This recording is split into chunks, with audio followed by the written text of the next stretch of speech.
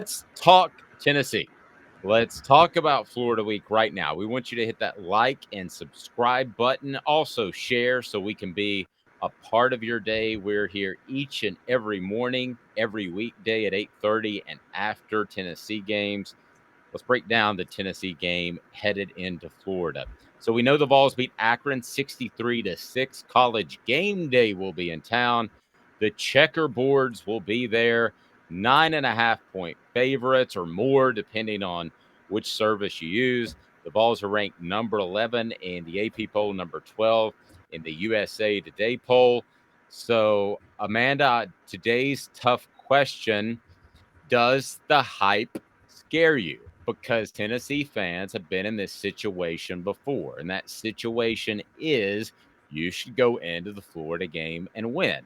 And I'm not saying every year. Again, there have been years where I think fans have gotten overly excited, but this is one of those years that if Tennessee walks away without a win, it's got to be for some issue on their end. I don't see how Florida, if Tennessee plays a B plus game, could beat Tennessee based off what I've seen in 3 games of each team this season.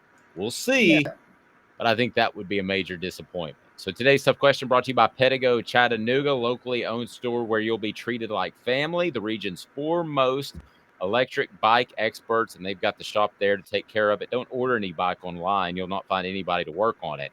That's why you need to go to Pedigo Chattanooga. So, Amanda, how do we want to phrase today's tough question? I'd like for it to revolve around the hype. Today's tough question is what?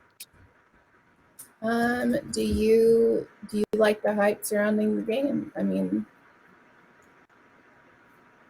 Do you like that? Do you like the hype, or does the hype scare you? no, yeah. Does the hype scare you? Yeah, I because there is an awful lot of hype. There is an awful lot of pressure. I would almost like this team's chances as much or more if they were on the road, which sounds insane. Yeah, when you have all of that pressure, don't think that they're going to hear from it throughout the week. So, the options for today's tough question will be what? It will be no. I love it. It'll be not really. It'll be a little bit, and then Scared to death. yeah, stop talking about it. Absolutely stop. Don't say a word until 3:30 and kickoff. So go ahead, and if you want to share your thoughts on today's tough question, you can do that now. Daniel's saying it's up to 10.5 now. Wowzers. So who would you take right now before we get back to the message board, Amanda? Who would you take at 10.5? So if I was just looking at the two teams and not factoring in the history behind it, not factoring in the emotions that run wild, the game day, all of that stuff, I would probably take Florida with 10.5 points. I would take Florida just because the double digit SEC. I've always talked about this, and also Anthony Richardson's ability to be on versus off. He can't throw worth anything, but he can outrun you. I mean, that's just we've seen it happen. He's a freak athlete, not a good quarterback. Maybe a running back, could be. But with that being said, I think it would be hard to, for Florida to, or for Tennessee to cover those points with all the emotions and all that stuff involved. If I just looked at it, I would take Tennessee.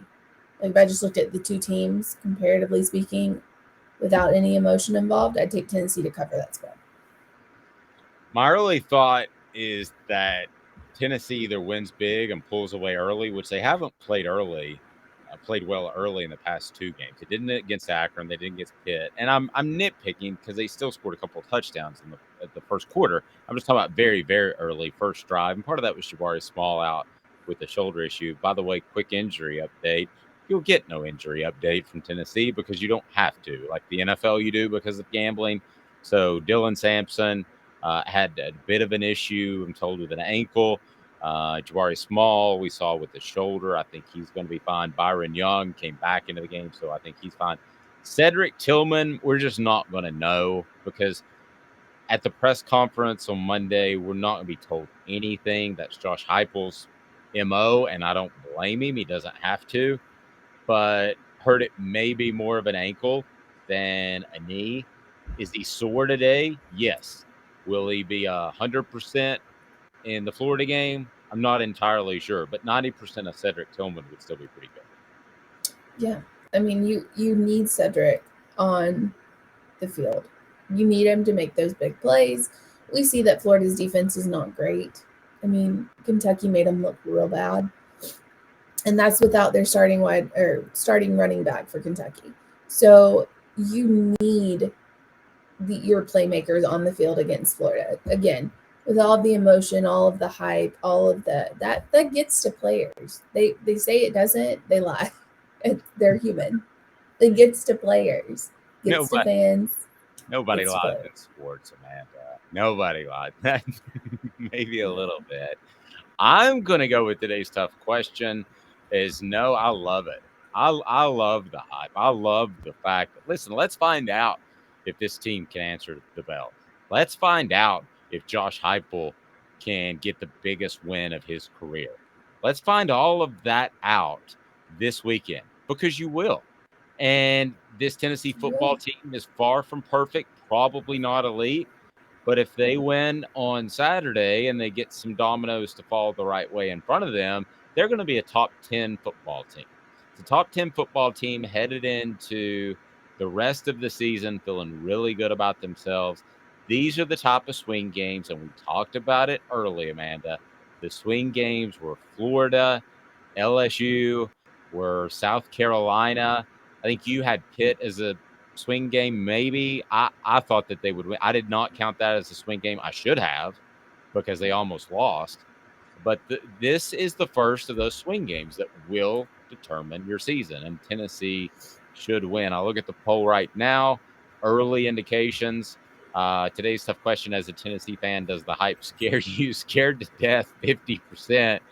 25% says a little bit.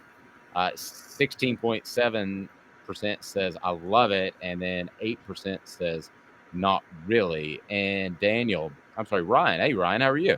I said, I'm a little nervous about it, but confident at the same time. Crazy says, I love it. It's a different year, different teams, different coach, too.